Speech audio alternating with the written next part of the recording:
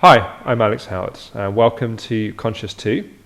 My guest in the studio today is Karen Richards. Hi, Karen. Hi, Alex.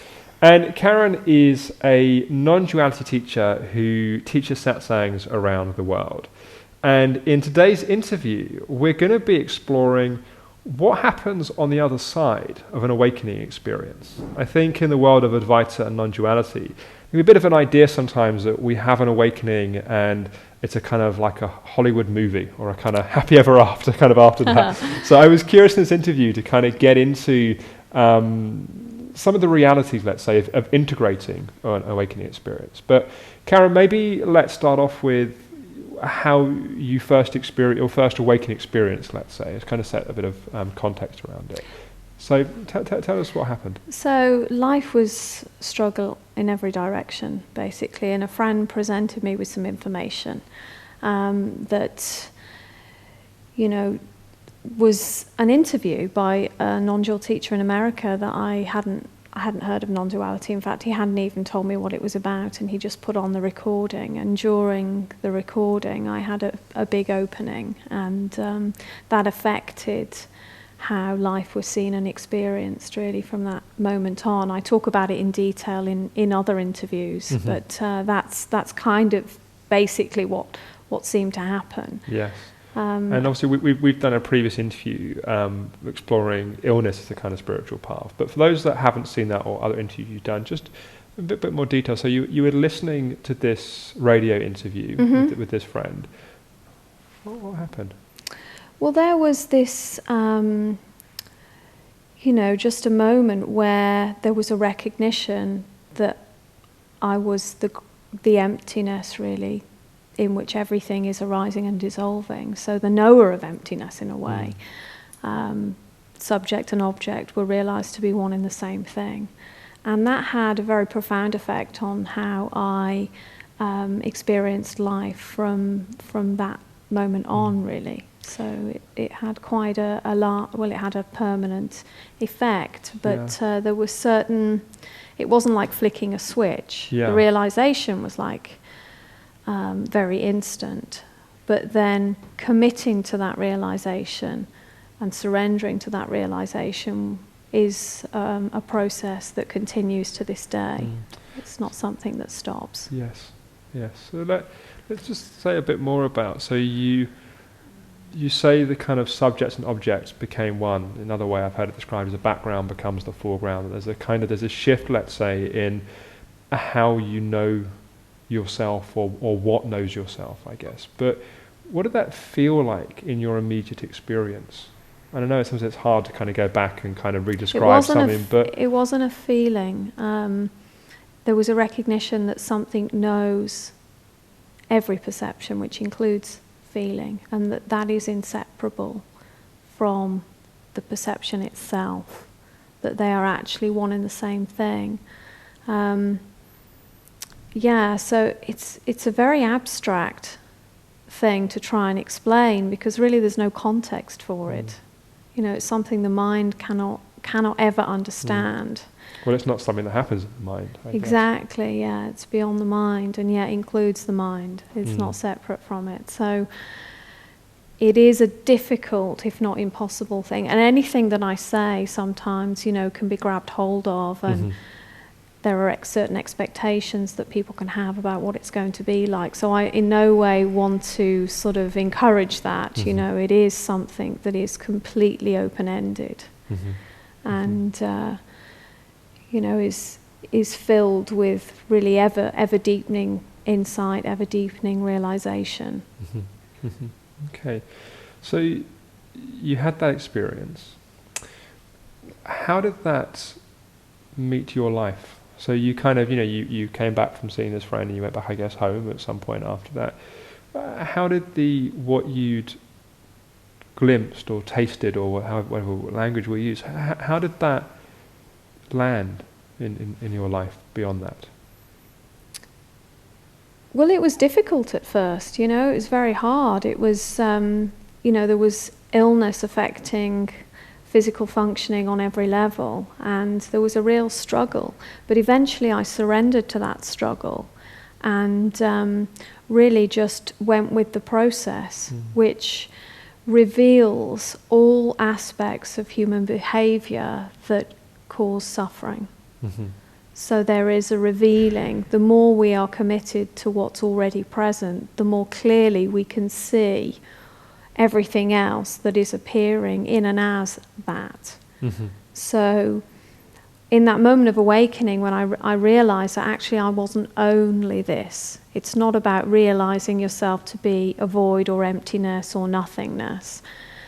There is a somethingness that arises from nothingness. So it really broke the identification with the body as being only this. And then the ongoing process was really recognizing what is always ever present in each and every moment, and using everything to point back to that.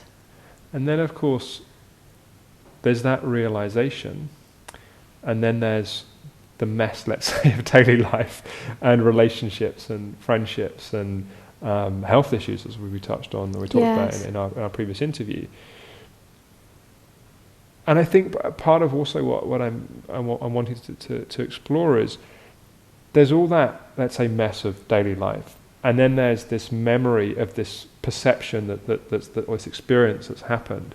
Was there a sense of trying to get back to that experience or trying to recreate that? Or? No, because it was about what the experience revealed, not the experience itself. You know, often, you know, this is a problem for a lot of seekers that have a glimpse. You know, they get attached to the experience, and the mind conceptualizes the experience, and they're constantly trying to recreate the experience. It's like a drug. They're trying to get that high but again. It's never about the experience. It's about what knows the experience, and is that which knows the experience ever unavailable.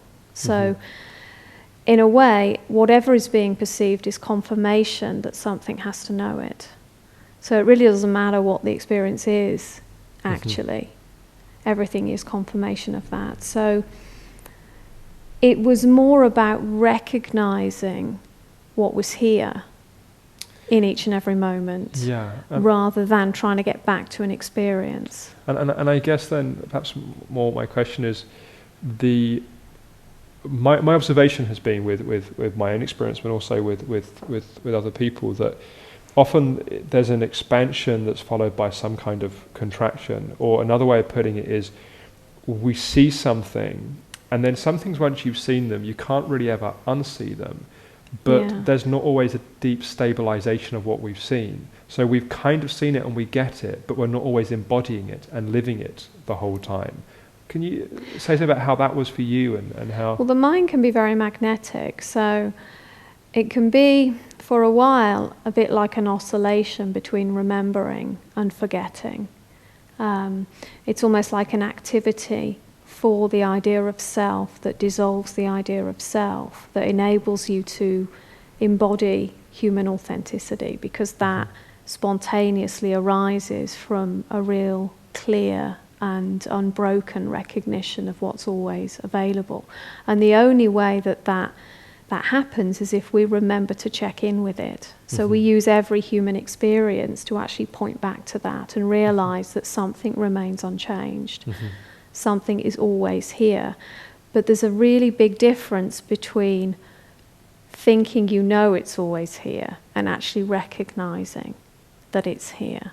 So it would be very easy, for example, to live from a memory of a recognition, rather than it be fresh and ever present here now. And did you have experiences of that, of times that you could notice that you were trying to remember something or trying to get it? It wasn't like I ever tried to live from the experience of the recognition, but there were times when the recognition appeared to be obscured because the focus of my attention was on thoughts and emotions. So the opportunity then was to use that to realize that actually they are confirmation of something that knows it, and to rest my attention there to give validation to that, while simultaneously not rejecting anything. And was that easy for you, or was there times that was frustrating, or? Well, frustration can also be used in the same way. No, I get it, for sure, for sure. But I think there's times where we're kind of frustrated, and we are frustration, and then and there are other times where we're actually just frustrated. And I'm wondering if both happened or not. I'm just curious as the lived experience, I think, is often different to the perception that people have that someone has this awakening experience and suddenly everything's effortless on the other side of it. Well, because there was so much dysfunction in my life before the awakening experience, there had to be a conscious recognition of the dysfunction in order for that dysfunction to start to dissolve. It's impossible to move from conditioned action that causes suffering to unconditioned right action. There has to be a process of actually recognizing what's conditioned and deeply dysfunctional. Not that saying all conditioned behavior is a problem, because it's not. The heart's conditioned to beat, the lungs are conditioned to breathe. Certain aspects of conditioning are actually part of the flow and the dynamic process of life. But there are certain actions that are born of personal will, that are born of an agenda, that have to be recognized consciously in order for them to start to dissolve. And it is the recognition and the surrendering to that behavior, rather than the attempt to try and change it, that actually means that it starts to be given less and less power to sustain itself.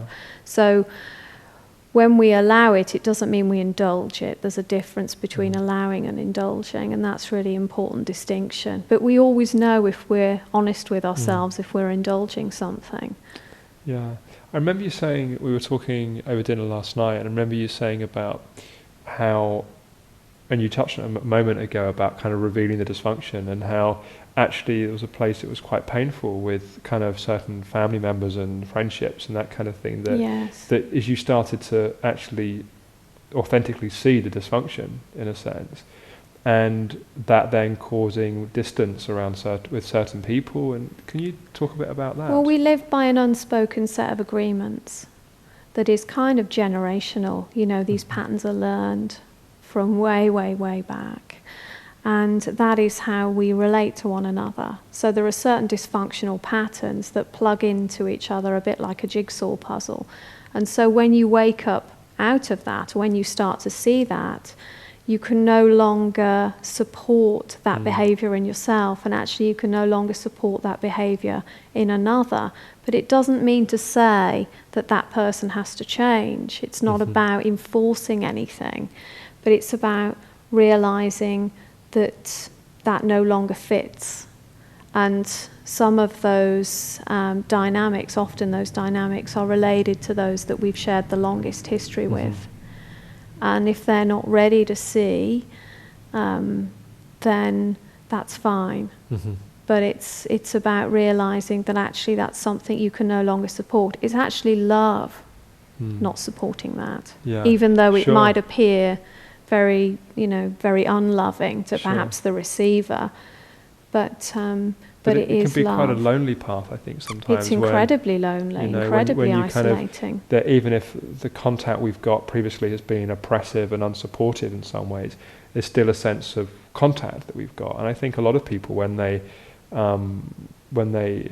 find themselves on a spiritual, it's not often you choose to be on a spiritual path, but they find themselves, let's say, on a path, and things have happened and they've had certain experiences, like what you described, and then suddenly they look around and most of the people in their life don't see the world in that way and haven't had those experiences. How was that for you to navigate with Very that? difficult. Yeah. A lot of tears, a lot of struggle with it, because we long for connection and we long to be seen. Yeah.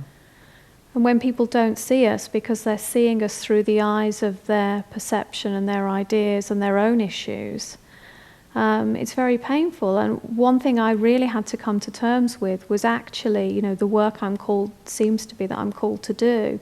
I have no control over who gets to see this and who doesn't. I'm just the messenger, and all I do is what I'm asked to do. And what unfolds is what's meant to unfold, and it's not that anybody needs to wake up even. There's nobody to wake up. And that can be the thing sometimes, I think, initially, that we've seen something that we feel that others haven't seen, and there can be a need, I think, sometimes, or a want to get other people to see it. And I often wonder what that's really motivated by. And it seems to me that part of the motivation is it's almost like we want everyone else to be awake so they can mirror our awakening, because it doesn't feel that stable. Like, it takes, I think, a depth of stabilization to stay in contact with what we've seen when no one else around us is seeing it. Absolutely. And I speak to people around the world who are in that situation all the time. In fact, I spoke to a friend in Poland a few days ago who's in exactly that situation.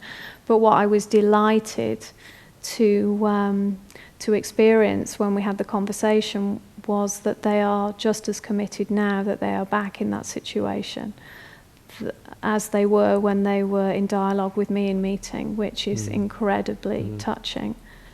You know, to have that strength and that independence, because that's what it's about. It's not about dependence upon anybody, particularly, you know, when I'm sharing with people, it's an incredibly privileged position to be in, and I never take that for granted. But for me, it's always about the independence of that person's own journey and supporting that as best I can. That's something that I'm very passionate about, because this isn't about dependence. This is about authentic independence. Yeah. I guess it's about helping people to discover what's their own guidance, their own wisdom. And that's part of what I think is interesting about your experience, is that I think for a lot of people, they have a need to follow a rigid teacher or teaching or path. And I know you've had certain teachers that have particularly inspired you and supported you over the years, but it seems not so many actually. Yeah, but that's part of what I guess I wanted to touch on, that my sense is that they've been guides to you at certain points, as opposed to you've surrendered to a teacher or teaching. So I don't know if you can just talk a bit about that, because that's quite a new path, a teacherless path, let's say. It's quite a new path in I guess it really is. And you know, having come from no tradition and no background in any Advaita is actually an incredible blessing, an incredible gift, because it means that what I share is coming from my own experience and not something that I've actually learned or heard somewhere else secondhand, which, as I work with people, I know is a huge stumbling block for a lot of people, because they have expectations and they have ideas. But Adyashanti was an amazing teacher for me, that while I was sort of in my home during the housebound, bedbound years, that he was like a voice in the darkness. He was like a friend through YouTube that I was listening to. And I did have the opportunity of meeting him a few times and being able to thank him personally. So that was really amazing. And also Ramana, Maharshi, who died in 1950, remains an incredible. Sure. Oh. Yeah. You know, it's really, I think it's quite special for people to be able to hear that you don't have to have lots of money and time to go off and give up your life to living in a community, which some people, that's the path for them, and that's maybe will be appropriate. But the power, technology gets a bad rap sometimes. But the power of just being able to, and I know that time you were very ill for that period of time. Yes. But being able to just be with a teacher or a teaching in that way, it's quite magical. It was about my own personal independence, which is something that I've struggled with. So that was really an opportunity to really sink into that. And it's a great blessing. No help is a great blessing. You know, having all the bridges burned, you've got no choice then to really just surrender to that. Yeah, it's a great blessing. It can feel like a great curse at the time as well. And I think it was hard. That's the choice that you took, and I appreciate you're probably going to say it wasn't a choice, but nonetheless, I think there is a place where we have to make a choice of, am I going to go with this and allow this to take me where it's taking, or am I going to hold on and fight and resist it? I tried the fighting and resistance, and it just didn't work. So I just had to. It didn't work so well for you. Okay. I tried for a little while, but it was just inevitable that eventually, when you struggle enough, you just tire. So you just give up. And in that deepest, darkest, dark night of the soul is often where we find something amazing. Yeah, it's funny. It's I think sometimes people will say, how many dark nights do you have to go through to find something? And I think there's something in that utter surrender, in a sense. And it's, and I know in your first awakening experience, it was kind of spontaneous. I mean, it wasn't like, and again, I only had one. but I guess there's, maybe I'm wrong, but my assumption is that there's been a deepening of the understanding of what happened in that experience over the years. Because I guess definitely. At the time there wasn't much language or context. I know sometimes language and context can be unhelpful, but there was, I think what can often happen is we have an experience, and then many years later we understand it in a different way to what we did at the time. Is that the case? It may not be the case. So. No, it's not actually the case, but it was very clear what was here. There was no doubt. But there was because it was so radical and so sudden, there was a massive contrast between how I had been living and what was the truth. And so somehow that had to be reconciled. And in order for that to be reconciled, there had to be, and continues to be, an ongoing process of refinement, of surrendering to that recognition. And it's very obvious in each and every moment that it's always available. But I may be distracted, I'm not immune to that. There may be something that comes in that holds my attention. But what I've noticed, at least over the last 2 to 3 years, that happens very, very infrequently, and usually it's seen instantaneously. So we've got about 5 minutes or so. I'm wondering if you can say a little bit about what life is like now. It's like it's 4 or 5 years since you had that original experience. It's 2008. So when was that? So it's about 6 years. Yeah. So how is it now being, I know this is a big question, but I can answer it in a very short sentence. I haven't asked the question yet, so I'm glad. I just respond to what happens. Right. And within that, responding to what happens, there can be a loose plan that arises. So, for example, I get an invitation to share satsang in another country, and so there may be flights booked, but then that all happens in the present moment, and then there's just a responding to what happens next within the present moment. And so, if that is meant to happen, then that is what will unfold. But there's actually no vested interest in any particular outcome in anything. Life goes where it wants to go, and so the map, the territory is getting rewritten in each and every instant. So it's agendaless. Yeah. And how is it with, if you don't mind me asking, with kind of family and that kind of thing now? It's kind of, we were talking about that place that can be quite lonely, and there's a kind of sense that Definitely. we miss the contact, but then I know we didn't go into in much detail, but my sense is that something else often births in that place, that we get an intimacy with ourselves, with our experience, and then we get new relationships that kind of appear. I'm being presumptuous here, but that's how it is for me, absolutely. Yeah. So I don't know if you can just say a little bit about kind of, for those that are still in that time where it's one way I often think about it, it's like you have a room with all this furniture, and you clear all the furniture out, and suddenly it's bare and alone and it's cold. And in time, of course, then we gather new things. But for those that are in that kind of empty, cold room where they've got that distance, trust what they know. Trust it. Trust it. Absolutely trust it. That's the challenge. And what I've found in my own process, and who knows how it will be for whoever's listening, I can't say, but we see our true family in everything. We see nothing is separate from ourselves, and meeting someone who is committed is the greatest blessing. Who mirrors your commitment back, who mirrors your sincerity back, and supporting people to support themselves is an amazing gift, and I never take that for granted. Yeah. Great. Well, we're out of time again. But if people want to, as you've mentioned, you run satsangs around the world. Generally, where you're invited to. Yeah, everything I do is by invitation. I don't do anything without one of those.